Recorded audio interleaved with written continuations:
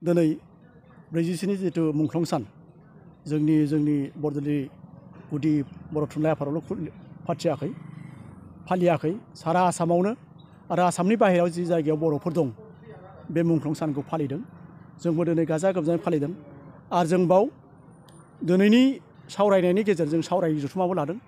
दिनैनि सावरायनायनि गेजेरजों माखासे जोंनि ओनसोलनि जितु आबहावानि सोमोन्दैबो सावरायदों जों।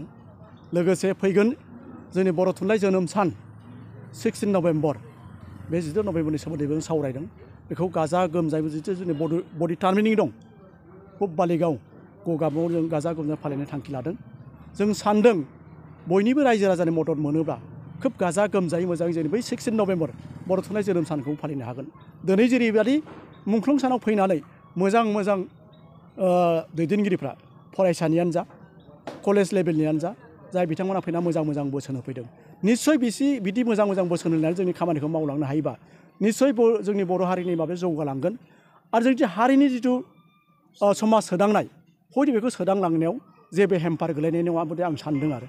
जिहेतु सार जोङो दिनैनि नोंथांमोननि सावरायलायनायाव जों नुनो मोनो समाज बेरेखा हाबाफारि मावनाय जिखिनि जोंनि लाइमोनफ्रा बेनि सायाव बबेबा बर' थुनलाइ आफाद एबा बर' फरायसा आफाद बबेबा माहारियारि आफादफ्रा थालांदों नामा समाज सिबिनायाव एबा एवारनेस खालामनायाव थालांदों नामा नोंथांमोनखौ सावरायनायखौ जों जायगा लानायखौ जों नुनो मोनो बेनि सायाव जों किसुमान माबायाव नुदों जितु जोंनि किसुमान सावरायलायनायनि गेजेराव करेक्टआ गैया जादों। अब्ला जों दिनै थांखि लादों समाज सोदांनायनि सायाव दानि जिथु परिबेस बेखौ जों सोदांनायनि सायाव जों दिनै बेफोर गासैखौबो सोदांनायाव जों गुथै हारिमारि जोंनि बर' हारिनि जितु गौथुमफोर दं हारिमारि गौथुमफोर दं गासैखौबो ज' खौसे जानानै जों फैगोन 3 अक्ट'बराव जों सावरायनो लादों आरो एबसु आबोब UBPL बाबा UBPLआनो जा UBPO आबोब ओरै XNDFB XBLT गुथै आफादगिरिफोरखौ दैदेनगिरिफोरखौ लेंहरनानै बा फोरोंगिरि आफाद जयै खौसे जों सावरायनो लादों।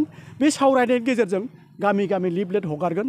जों बेनि सोमोन्दै हयथ' प्रयजन जायोबा गामि थांनानै जों माखासे सोदांनाय हाबाफोरखौ साहित्य एबसु गासै बर' हारिमुवारि गौथुमफोरजों लोगो नांनानै जों ज' सावरायलायनायजों माखासे सोदांनायनि हाबाफारिखौ लादों आरो।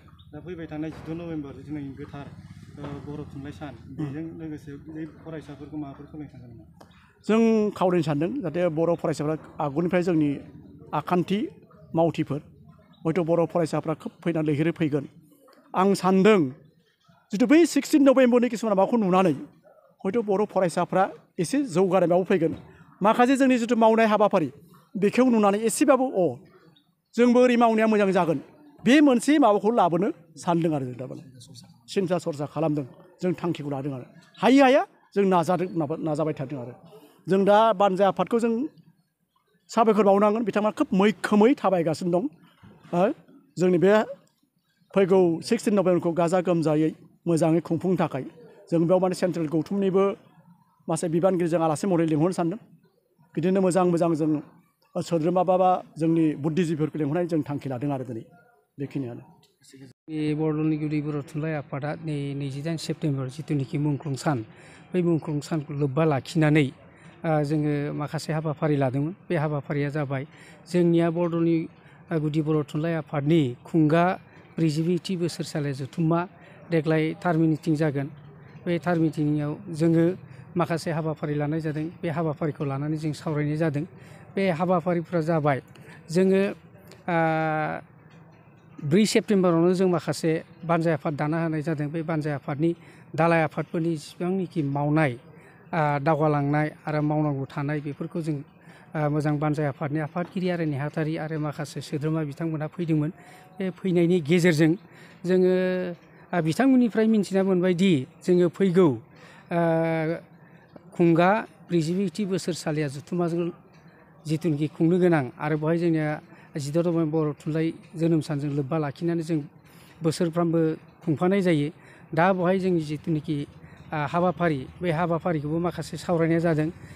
सावरायनाया बेनो जाहैबाय जोङो फैगौ जिथुनिखि खुंगा 42थि बोसोरसालि जथुम्मा बे जथुम्मायाव जोङो सोरखौ आलासि महरै लिंहरनाय जागोन दा बेखौ दिनै गेबेङैनो सावरायनाय जादों। दा बेखौ लानानैबो दिनै हाबाफारिखौ जोङो सावरायमेलाव सावरायनाया दानि थासारि जि आबहावानि जायगानि आबहावानि सोमोन्दै समाज बेरेखा हाबाफारिखौ जों गोबां नुनो मोनो। बिनि आफादफ्रा थालांदों नामा जोंनि बर'नि आच्चा थिगानो जोङो माने बेखौ नै दिनैनि जिथुनिखि हाबाफारि बे हाबाफारियाव मोनसे जायगा मोन्दों बे जाहैबाय जोंनि बर'दलनि बर' थुनलाइ आफादनि सिङाव थानाय बर' गामिफ्राव माखासे जिनिखि लाइमोन दावगाफुनाय सेंग्रा सिख्ला बै सेंग्रा सिख्लाफ्रा मा जाहैबाय समाजनि जिथुनिखि खामानियाव हेंथा होनाय जादों बेफोर जाहैबाय माखासे गाज्रि आखु देखायदों बे आखुफ्रानो जाहैबाय माखासे लोंला जाला जिथुखिनो फेग्रा मुवा लानानै आरो माखासे बिदिनो खालायनाय जायो दा बे खालायनायखौनो जोङो दिनैनि सावरायनायनि गेजेरजों थांखि लानाया बेनोदि जोंनि बर' हारिनि जिथुनिखि माहारियारि आफादफोर बै माहारियारि आफादफोरखौ जोङो लिंथुमनानै जोङो माने बेखौनो मेसेज होनो सानदों बेखौनो मिथिसार होनो सानदों जे जोङो फैगौ 3 अक्ट'बराव जोङो माबानाय जागोन मिटिं लिंनाय जागोन मिटिं लिंनायनि गेजेरजों जोङो जिथुनिखि माहारियारि आफाद बेखौ गासैबो खावलायगोन आरो लिंहरनानै जाहाथे जोंनि लाइमोन जिथुनिखि बर'फोर दङ बेफोर जाहाथे बेफोरनिफ्राय जिथुनिखि फेग्रा मुवा बा बायदिसिना गाज्रि आखल आखु दिन्थिनाय